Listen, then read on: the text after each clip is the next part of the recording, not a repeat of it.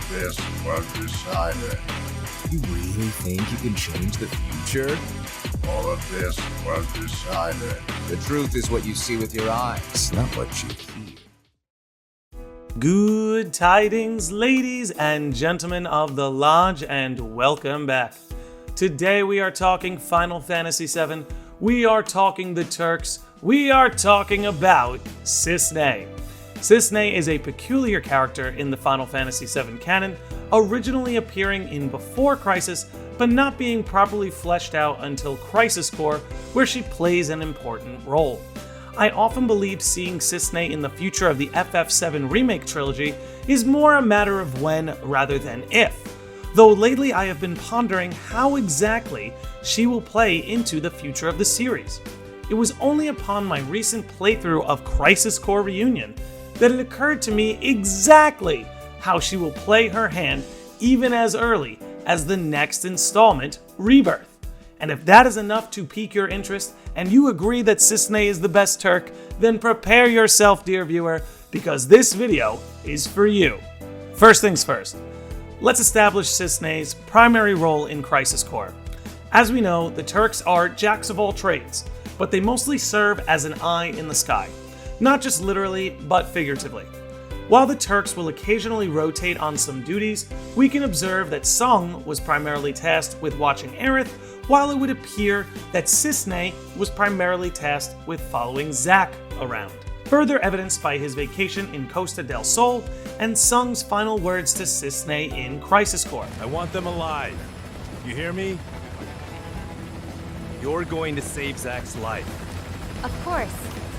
Speaking of which, that will make a perfect transition into my first point now that Cissnei's role has been established. So we know that Cissnei was not only tasked with watching Zack throughout Crisis Core, but Sung specifically set her out to save Zack before the Shinra army could catch up to him.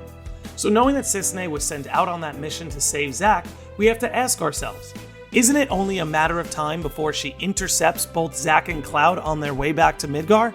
And again, I'm not talking in a Crisis Core sort of world, I'm talking in a remake world, where both Zack and Cloud are en route to Midgar together. Think about it. Who else knew more about Zack's situation than Cissnei? Who else knew exactly where Zack was headed? Who else knew about his situation with Cloud?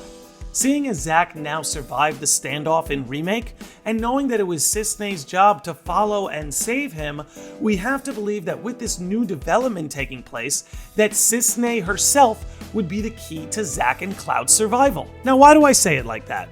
Well, on one hand, Sung literally says it, and on another hand, let us consider the logistics of the situation. So let's start from the point where Zack survives the last stand and takes Cloud and they head back to Midgar. The next point that we have is that Zack makes it back to the abandoned church to see Aerith. That's a pretty big and peculiar gap if you ask me. Hear me out. So if Zack does defeat the Shinra army at this point, it's not like he can just go waltzing back into Midgar. He's still a primary target for Shinra, and he's literally walking right into the Hornet's Nest. Why isn't he being tailed by the Shinra army, especially when he's near the church, which is a location under high surveillance? To me, there is only one explanation for how Zack could have pulled this off. Cissnei.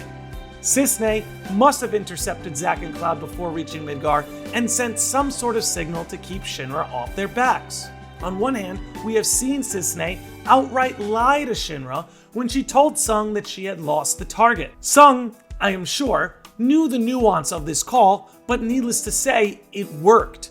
Additionally, we see numerous times throughout Crisis Core that Shinra will have no problem outright lying about employees being killed in action even when they don't know the full truth of the situation. The absolute specifics of this theory can vary, but essentially it lays out like this. Cissnei is tasked with surveilling Zack. Sung tells Cissnei she will be the one to save Zack's life. A new past emerges where Zack survives the standoff. Zack makes his way from the last stand to the church, leaving this gap of time. This gap appears to me can only be filled by the one Shinra employee who was not only tasked with following Zack, but outright saving his life. The one Shinra employee who was clued into Zack and Cloud's situation. The one Shinra employee who already proved she's willing to outright lie to Shinra and go above and beyond to support her friend. The key to Cloud and Zack's survival is none other than Cissnei. Not my real name. But with all of that laid out, I've gotta know what all of you think. Do you think this theory is possible? Do you think it's plausible? How do you fill the gap of time between Zack's survival and his arrival of the church? Please let me know. But anyway, you all be good out there. Be good to yourselves and each other. And I will see all of you beautiful sickos and normies next time. All of this was decided. You really think you can change the future? All of this was decided. The truth is what you see with your eyes, not what you hear. All of this was decided. Why not just sit back and watch it play out? All of this was decided.